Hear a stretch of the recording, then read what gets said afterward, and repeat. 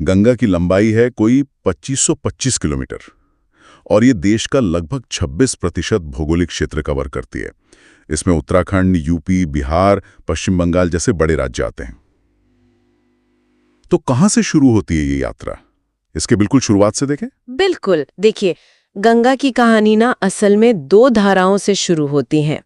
एक है भागीरथी, ये निकलती है गंगोत्री ग्लेशियर से, और दूसरी है अलकनंदा जो आती है सतोपंथ ग्लेशियर से। अच्छा।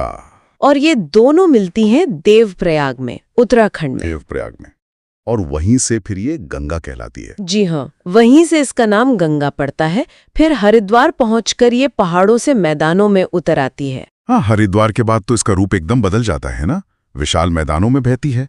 और फिर जैसे जैसे आगे बढ़ती है इसमें कई और नदियां आकर मिलती जाती होंगी। बिल्कुल, बहुत सी सहायक नदियां हैं जो इसे और बड़ा बनाती हैं, और आखिर में ये पश्चिम बंगाल में फरक्का पहुंचती है।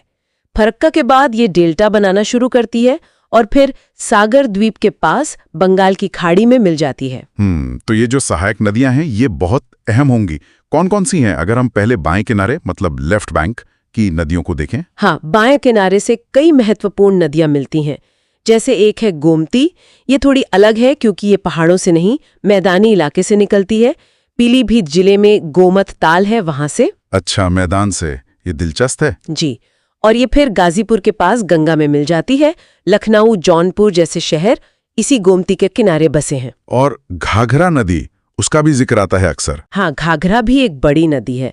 ये निकलती है तिब्बत के पठार से, मापचा चुंगी ग्लेशियर से, और ये छपरा, बिहार में गंगा से मिलती है।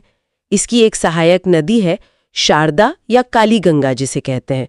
और सरयू नदी, जिसके किनारे अयोध्या बसा है, वो घाघरा की ही सबसे बड़ी सहायक नदी है।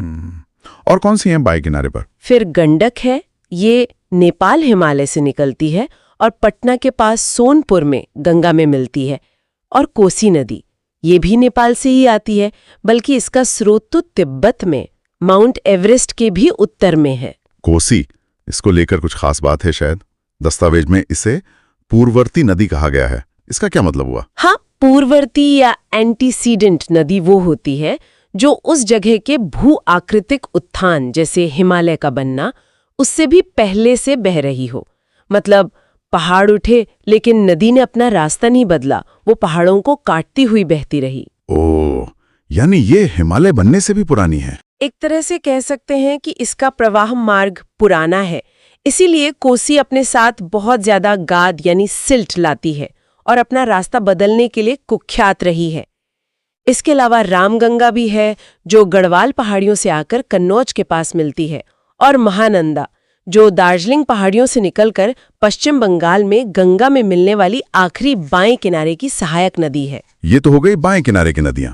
अब अगर हम दाएं किनारे यानी राइट बैंक को देखें तो यमुना का नाम तो सबसे पहले आता है ना? जी हाँ, बिल्कुल।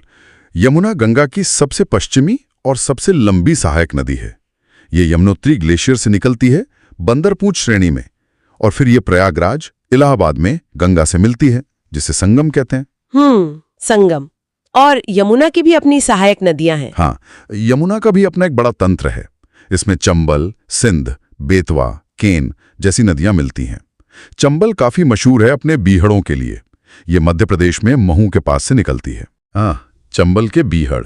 ये बीहड़ बनते कैसे हैं वैसे? ये असल में नदी के तेज कटाव से बनी उबड़ खाबड़ जमीन होती है, मिट्टी का अपर्दन। अच्छा, यमुना के अलावा और कौन सी बड़ी नदी है दाहिने किनारे पर? सोन नदी है, ये भी काफी महत्वपूर्ण है। ये मध्य प्रदेश में अमरकंटक पठार से निकलती है, उसी जगह के पास से जहां से नर्मदा निकलती है, लेकिन ये उत्तर की ओर बहती है और पटना से थोड़ा पश्चिम में आरा के पास गंगा में मिल जाती है। और एक दामोदर नदी का भी जिक्र है, इसे कभी बंगाल का शोक कहते थे। जी, दामोदर नदी छोटा नागपुर पठार के पूर्वी किनारे से निकलती है। ये एक भ्रंश घाटी मतलब रिफ्ट वैली में बहती है और आगे जाके ये हुगली नदी में मिलती है जो खुद गंगा की ही एक शाखा है पश्चिम बंगाल में। और बंगाल का शोक क्यों? क्योंकि इसमें पहले बहुत विनाशकारी बाढ़ें आती थीं।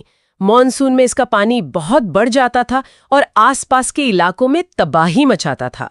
हालांकि अब दामोदर वैली कॉर्पोरेशन के तहत कई बांध बना दिए गए हैं जिससे बाढ़ पर काफी हद तक काबू पा लिया गया है। इसकी एक मुख्य सहायक नदी बराकर है।